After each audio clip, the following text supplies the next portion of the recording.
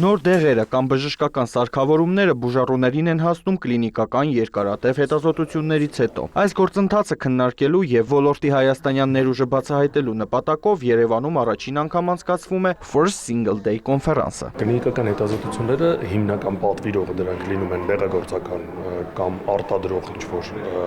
կազմակերպությունները, որոնք հետապնդում են նպատակ իրենց դեղորայքը կամ արտադրանքը հասցնել վերջնական հասցեատիրոջը, այսինքն պացիենտների։ Այս ճանապարհի ընթացակարգը ունի բազմաթիվ դժվարություններ, որի մասին մենք այսօր բոլորս քննարկում ենք։ Կլինիկական հետազոտություններում ներգրաված են բժիշկներ, դեղագործներ, բժշկական կազմակերպիչներ, նաև IT ոլորտի մասնագետներ։ Գիտաժողովի մասնակիցները քննարկում են մեր երկրում ոլորտի զարգացմանն ուղղված քայլերը, խնդիրների լուծման տարբերակները։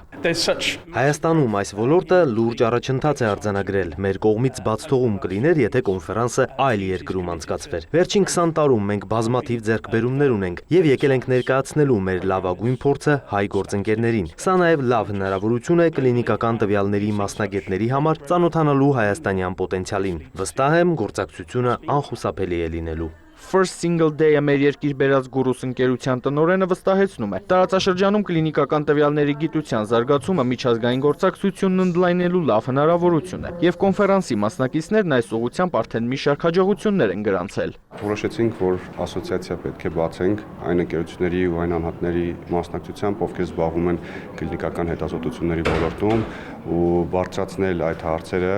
այն խնդիրները ու